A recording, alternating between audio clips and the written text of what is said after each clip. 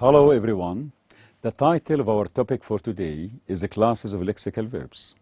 In this episode, we will discuss the classes of lexical verbs in terms of the following aspects.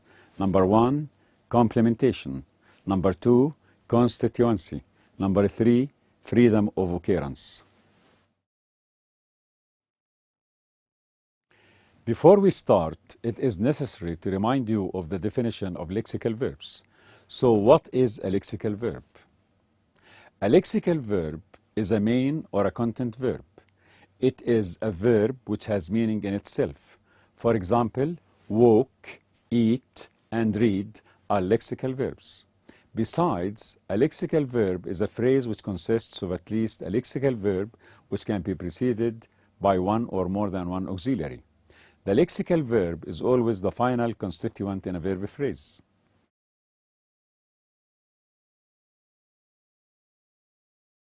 The first aspect we will discuss is complementation. What do we mean by complementation? Complementation refers to whether the verb is followed by objects, subject complements, or other constituents, or whether it is not. In this sense, we have three types of verbs. They are the following: A, intransitive verbs; B, transitive verbs; C, linking verbs. Let's start with intransitive verbs. What is an intransitive verb? An intransitive verb is a verb which does not take an object. Look at these examples. Number 1, I wake up early. Number 2, he goes to school by bus. Number 3, she lives in Jerusalem. As we can see, all the verbs in the preceding sentences don't have objects. Therefore, they are called intransitive verbs. Let's now move to transitive verbs. What is a transitive verb? A transitive verb is a verb which takes one or two objects. Let's consider these examples. First, transitive verbs with one object. Examples. Number 1, he ate an apple. The object is an apple. Number 2, John washed the car. The object is the car. Second, verbs with two objects. Examples, I sent him a letter. Number 2, she gave me a book. As you notice, in sentence 1 we have two objects which are him and the letter.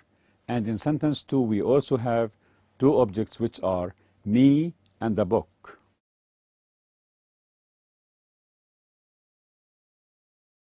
The third type of verbs is linking verbs.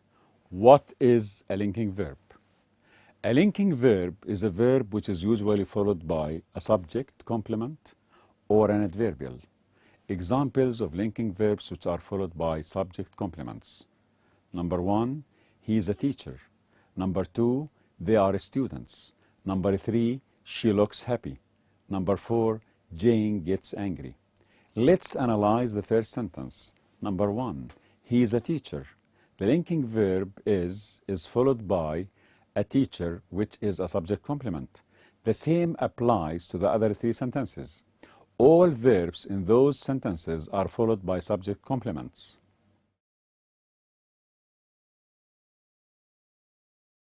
Examples of linking verbs which are followed by adverbials. Number 1, the boys are in the living room. Number 2, they were in Jericho.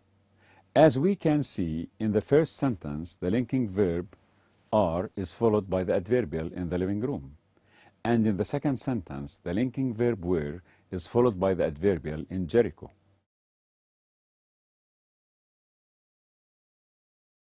Now, we will discuss the classes of verbs according to constituency. What do we mean by constituency? Constituency refers to the structure of the verb and to its components. It deals with the parts the verb consists of. In other words, it means whether the verb consists of only one word or more than that. In this sense, we have two types of verbs which are A, one-word verbs, B, multi-word verbs. First, one-word verbs. A one-word verb is a verb which consists of one word only which is the verb itself. Let's look at these examples. 1. John lives in London. 2. She wrote a book. 3. He works at the hospital. In the three preceding sentences, we have a one-word verb in each sentence. Second, multi-word verbs. A multi-word verb is a verb which consists of 2 or 3 word verbs. We have 3 types of multi-word verbs. A. Phrasal verbs. A phrasal verb is a multi-word verb because it consists of 2 parts, the verb and the adverb. We have transitive and intransitive phrasal verbs.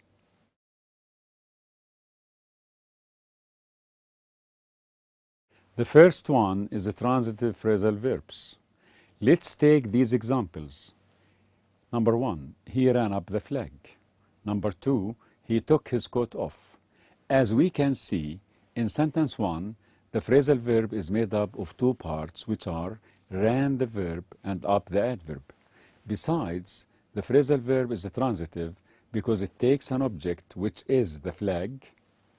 The same applies to sentence 2, where the phrasal verb is took off and the object is his coat. The 2 sentences in the previous examples can be changed into the passive voice.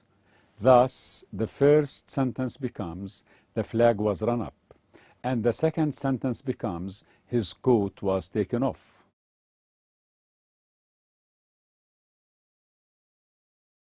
The second one is intransitive phrasal verbs. These are phrasal verbs with no objects. Examples. Number 1, the enemy gave in. Number 2, the plane took off. Note, the 2 sentences above cannot be changed into the passive voice because they do not have objects.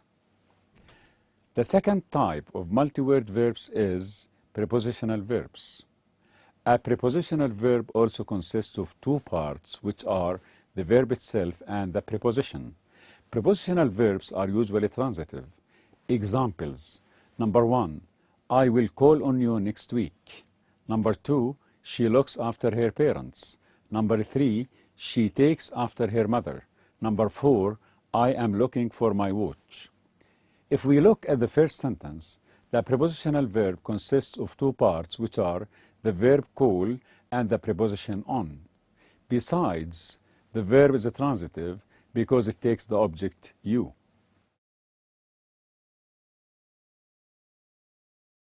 Notes. Number 1, we cannot separate the preposition from the verb. For example, we cannot say, I will call you on next week, or she looks her parents after. Number 2, in a phrasal verb, the adverb is stressed. So we say the sentence in the following way. He ran up the flag. Whereas in the prepositional verb, the verb is stressed. Therefore, we say the sentence in the following way. I will call on you next week.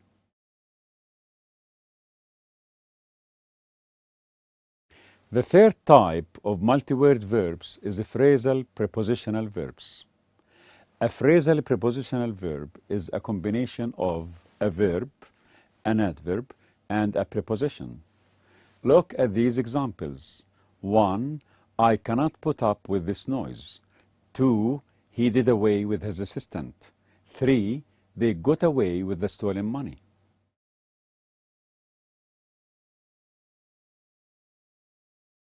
The final class of lexical verbs is freedom of occurrence.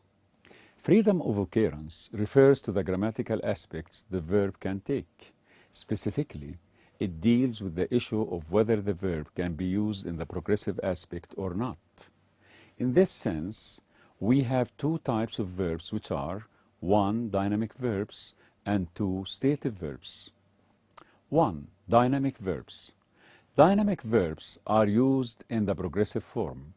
This means that they can be used with all the continuous forms of the verb. Examples. Number 1, they are painting the house. Number 2, they were widening the road. Number 3, she has been cleaning the car.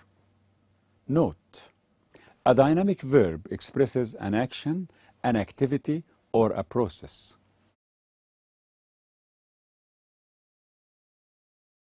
2, stative verbs.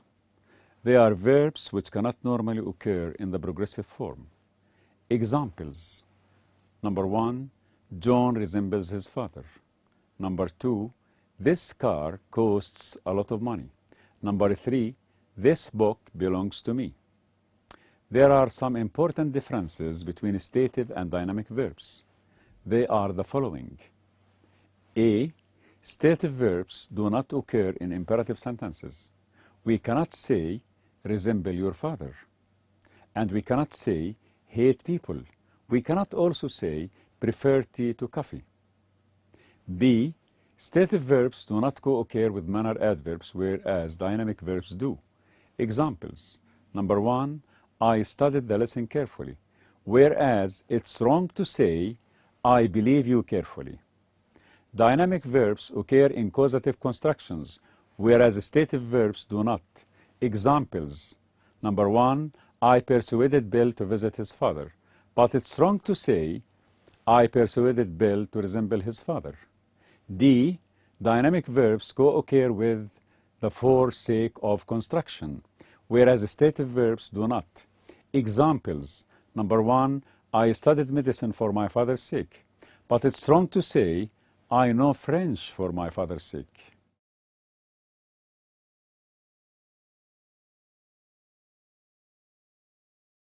Now, we come to the end of our meeting for today. We have discussed the classes of lexical verbs.